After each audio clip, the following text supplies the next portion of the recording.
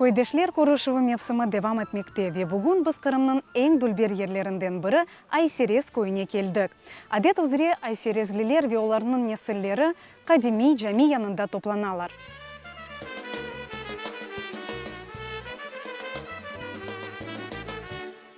...37. sefer bu yıl görüşmemiz kısmet olsa, tabi 90. senelerden başladık. Bir yıl biz bu görüşmeyi boş bırakmadık. Bugün de görüyorsunuz, az olsa da adamlar geldi, etraftaki vaziyete bakmadan toplandık. En evvel geçmişlerimizi anmak, gurbetlikte kalan, vatan hasretliğinden canı rahatlanmayan, onları anmak, bir tarafı yaşlarımızı koyumuzdan tanıtmak, kendi tamırlarını duydurmak, kim olduklarını bildirmek, manası o. Yekulune mitakaza hazır vadu in kuntum sadikin.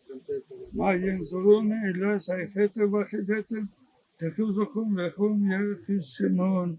Her yıl Eylül ayının birinci pazarında baba dedemin koyu, bizim koyumuz Ayserez'e çaresini tapıp geliyor. Bu görüşü birinci bizim için hatırı.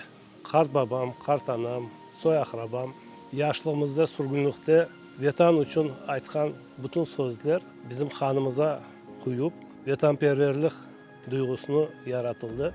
Bu duygu bizi her yıl bunda çağırıyor.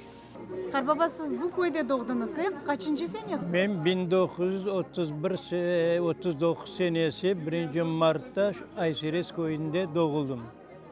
Babam Balbek Halil. Cenk'ten evvel köyümüz 450 koran tekemde.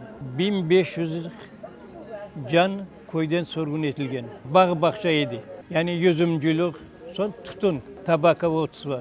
Evimizi bozdular. Evimizin yerinde bir şey kalmadı. Bak eskiden kalan bir tut dereğimiz var. Kara tut dereğimiz o duruyor.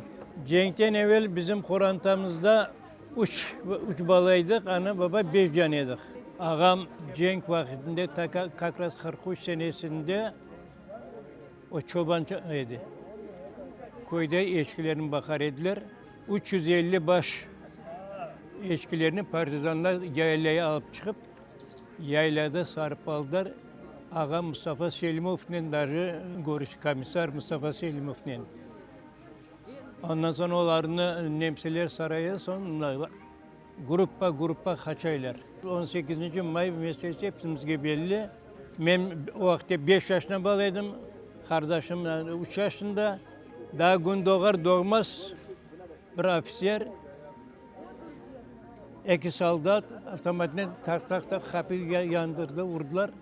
Tarif etmenin çaresi yok edem. O atlar uluyor, itler uluyor hayvanlar, eçkiler neyle sığırlar mınraşı, cemaat ağlay. O facialar gözümüzün o günden gitmeyi de bile. Çünkü o yüreğimizde pek büyük bir yara kaldı.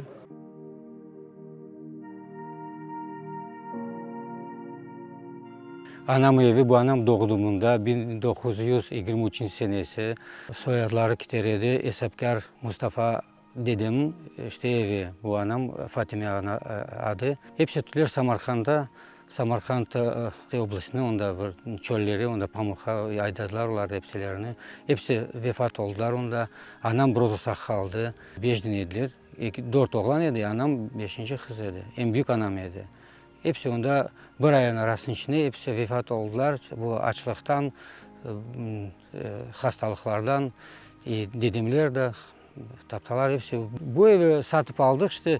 Şimdi planımızda bunların bir restorasyonu yapıp bu dedem kurdu o evin ellerinden bu evini biz bunda ifak olanda bizi getirdiler, anam babam getirdiler, gösterdiler. Biz bunda даже bu Kazaklar yaşayanda biz bunda bir gece yatıp çıktık, onlar giberdiler bizi bunda. Bu bizim tarihimiz, bu bizim vatanımız, bu bunda doğdu, bu anam doğdu, bu öyle bir nasıl Rusça aytkan gibi duhovный подъем, энергия bundan hepsi bundan gelişti. Anam da mollıydı, babam da oldu. Bu köyden çıkmalı, ikisi de. Türk sürgünden sonra gene vatanımıza kayıtıp geldik. Pek heves ettiler babam köye gelip olacağım deyip epeyce yaşadı garip. Anam 96 yarı yaşına geldi bunda. O da bunda geçindi. Bu bize en balaban ne yürekli acı desen olacak. Vatana kapıdan çıkmaya, bir yere gitmeye ne yok. Ne olsa da vatanımızda o duygu pek balaban. Anamın kartanası Pahla Esma. Onun için biz başta anasını başladık bunda katlamaya öyle de anam bizi getirirdi bunda. Endi men balalarımı getireyim, şu özünki tamirlarımızı biz unutmadık. Toplulukta biz toplanıyıq, hepsimiz unutmayıq özünki tariximizi. Andan biz kim biz unutsak, gelmesek oksuzda oluyıq işte. Duyayım nemen evde.